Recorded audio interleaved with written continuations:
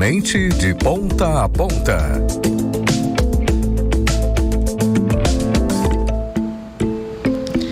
E é isso aí, olha que chique agora, né? Wagner tem até uma vinheta agora. Wagner Costa, nosso psicólogo, já está aqui com a gente para a entrevista do dia, para esse quadro aí, Nossa Mente de Ponta a Ponta, aqui para falar sobre saúde mental, para falar sobre autoconhecimento também e sobre formas de se relacionar melhor com as pessoas, com o mundo e com você mesmo. Bom dia, Wagner, seja bem-vindo ao Parlamento de Ponta a Ponta mais uma vez.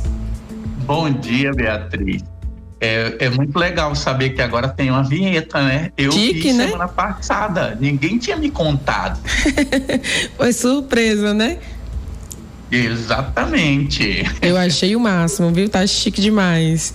Mas é isso, melhorando cada dia mais aqui também o conteúdo, né? Para os nossos ouvintes, trazendo aqui mais novidades. Esse ano tem muita novidade, viu, Wagner? Mas agora a gente conversa um pouquinho também sobre saúde mental. O Wagner estava falando aí que está antenado e estudando muito sobre relacionamentos, que afinal, eu acho que é a base, né? Para a vida a gente vive de relacionamentos com a família, primeiramente, depois com os amigos e, por fim, também entra aí no relacionamento amoroso, um casamento e assim cria novamente uma família. É um ciclo, né, Wagner? É um ciclo e curioso porque existe toda uma fantasia em torno desses relacionamentos. Hoje, nós temos aí todo um estudo social, de psicologia social, de neurociência social, estudando como o cérebro interage, como é que o nosso cérebro funciona quando nós encontramos alguém que pensa igual a gente.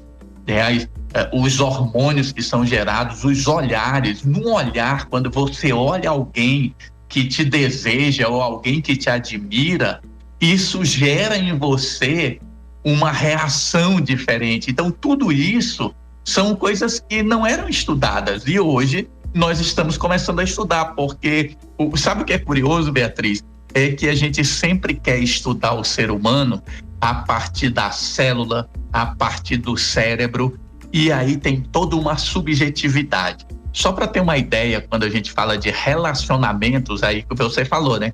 A gente começa interagindo com os nossos irmãos, com os primos, depois vai para a escola, depois vem a juventude, a gente amplia nossa convivência e depois as pessoas começam a ter todo um processo de relações amorosas, de interações, onde nós damos continuidade à vida.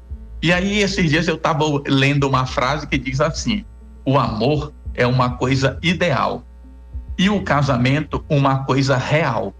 A confusão do real com ideal jamais fica impune. Aí eu fiquei pensando nessa frase, entendeu? Curiosa essa frase. Porque quando você idealiza alguma coisa, e aí vale para todas as relações, com os amigos, com os amantes, né, com familiares, às vezes a gente idealiza uma relação, mas a realidade é diferente disso. Eu tenho que saber que as pessoas que convivem comigo, elas também têm defeitos, elas também têm certos comportamentos desagradáveis. Não que eu tenha que concordar com esses comportamentos, mas eu tenho que saber que isso é uma característica da pessoa e nós temos que descobrir uma forma de conviver sem que eu pise no pé do outro e sem que ele pise no meu pé. E isso é um desafio para a vida e para a saúde mental. Wagner, fiquei curiosa aí para você explanar e abrir mais um pouquinho sobre esse pensamento do real e do ideal. O que significa de fato isso? Não, ok. É porque assim, quando as pessoas pensam, elas idealizam. O Schopenhauer, que é um filósofo aí, acho que eu não lembro aqui a data, né, da existência dele, mas ele dizia que tudo na vida tem a dimensão de quem vê, de quem avalia. Então, quando eu olho para alguém, eu avalio essa pessoa a partir da minha percepção. E os relacionamentos, eles são avaliados muito em função das minhas carências, porque eu olho o outro e imagino que ele vai suprir as minhas carências. Lembra a frase que o pessoal sempre diz, né, que o amor é cego? Na verdade, o amor não é cego. Eu não quero ver os defeitos do outro porque eu estou apaixonado ou apaixonada. Quando nós estamos apaixonados, nós fazemos de conta que não enxergamos ou focamos tanto nas coisas boas que não prestamos atenção naquilo que pode ser um problema na convivência. Então isso é muito importante, porque quem ama realmente aceita o outro com qualidades e defeitos. Mas aceitar o outro não quer dizer botar panos quentes ou aceitar certos comportamentos. Eu tenho que ter limite para as coisas.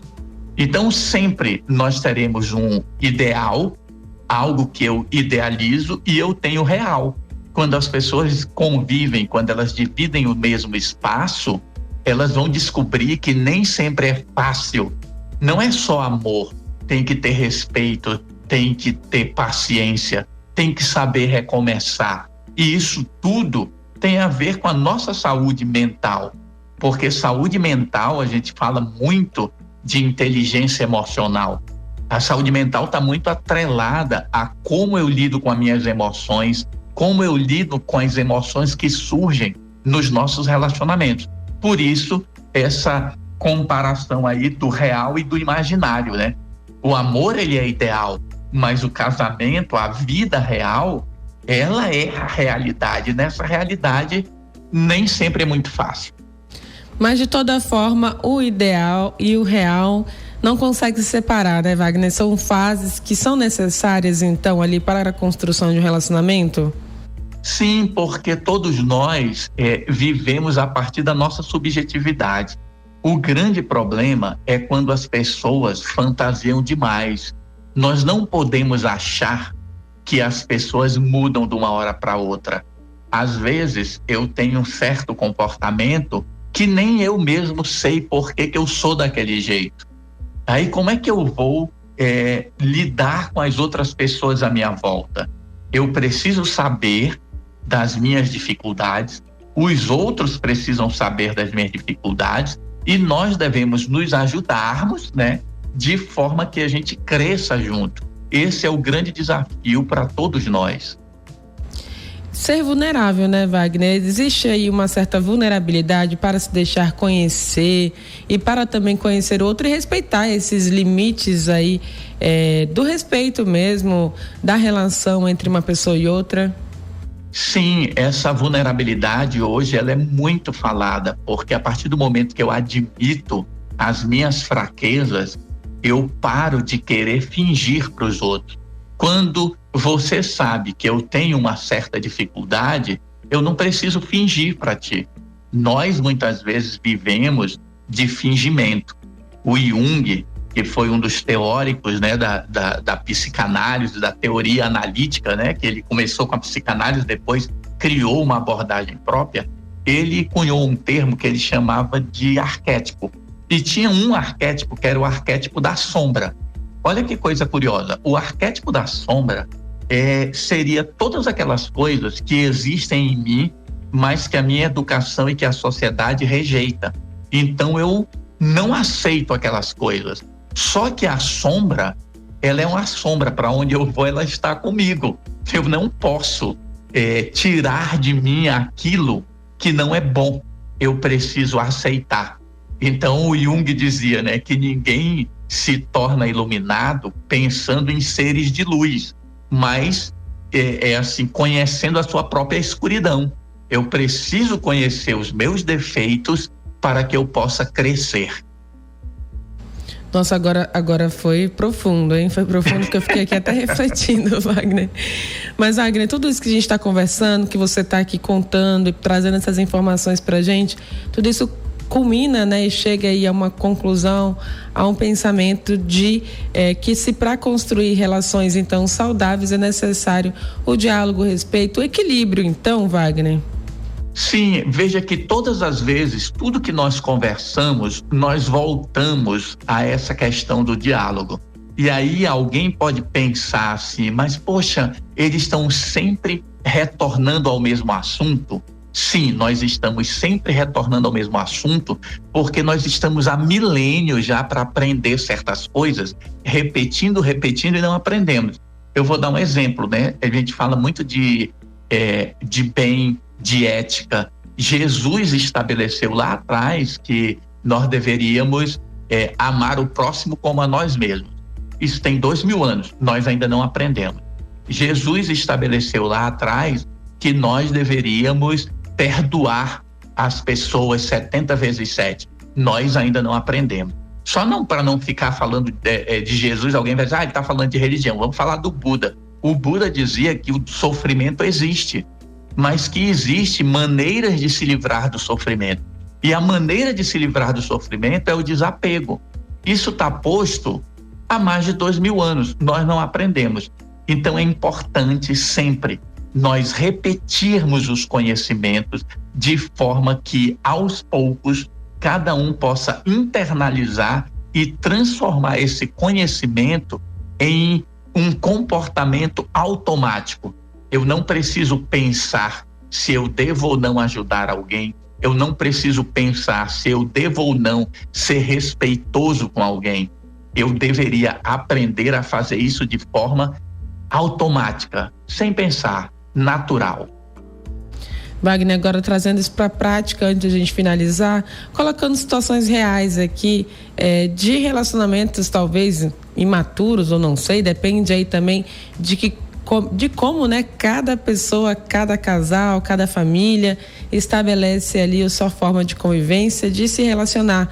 Mas eu vi um comentário esses dias na internet de uma moça que foi contar, né, que o companheiro, namorado, eu não sei se era marido, mas era o companheiro, foi para a festa de carnaval agora no último fim de semana, acho que foi sexta, foi para a festa de carnaval e não foi com ela, né? Porque ela estava trabalhando de plantão, acho que na área da saúde, e ele foi sozinho. Ela não viu problema algum, ela não se incomodou, ela achou que era preciso ele ir, né? Já que ele estava livre, ela não tinha porquê, não tinha motivos para ele ficar em casa só porque ela não poderia ir.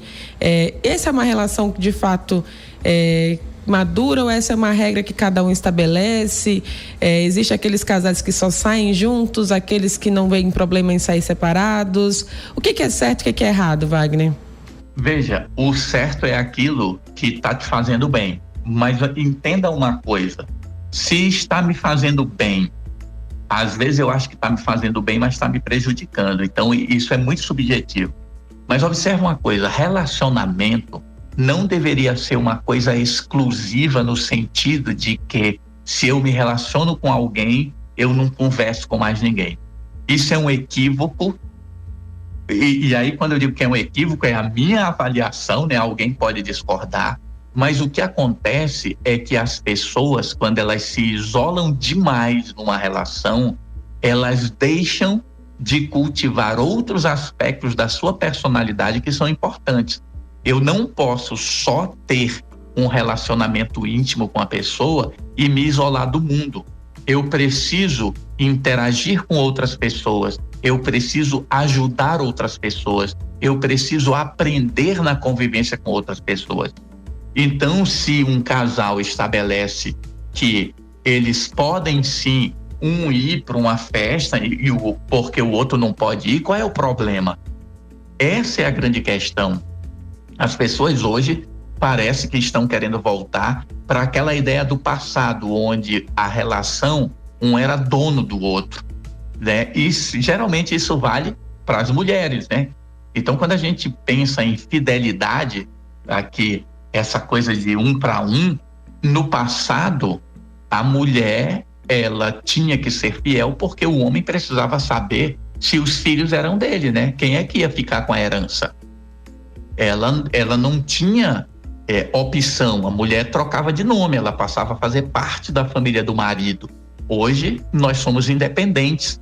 Um relacionamento hoje, ele se estabelece à base de parceria. Claro que muitas pessoas discordam disso, tem muita discussão sobre isso, mas é importante que os dois estabeleçam suas regras. E aí eu sempre digo para as pessoas, viva pelas suas regras e não pelas regras dos outros. Porque quem vive pela regra dos outros está sempre insatisfeito, porque sempre terá que agradar alguém que não é a si mesmo. Então tá esclarecido aí o que pode ser saudável, né, Wagner? O que não pode ser, mas primeiramente estabelecendo então essa prioridade daquilo que lhe faz bem e que faz bem ao outro também, né? Se você começa, acho que, a perceber que o seu comportamento está prejudicando, né, a liberdade, a paz, né, o sossego do outro, aí tem que reavaliar então, né, Wagner? Com certeza. O meu direito acaba, né, assim, quando começa o direito do outro. Isso é uma frase antiga. Eu preciso saber, a partir do momento que eu começo a ferir o outro, aí começa o meu dever, né? Eu começo a ter que tomar alguns cuidados. E isso é o estudo da ética, é o estudo do respeito que a gente tanto fala no nosso dia a dia. Então, perfeito, Wagner. Acho que deu para esclarecer, acho que deu para levar informação aí para quem está nos ouvindo, né? Os ouvintes da Rádio Assembleia 98.3, e amadurecer um pouco mais as ideias também sobre relacionamentos. Wagner, muito obrigada, viu? Um bom dia para você. Obrigado também, Bia. Bom dia a todos os ouvintes da Rádio Assembleia. Então, bom dia também, né, Wagner? Bom dia para você. Uma semana aí de muito sossego, né? De muita paz, de muita tranquilidade. A gente se encontra então na próxima segunda-feira. Até mais, então. Grande abraço.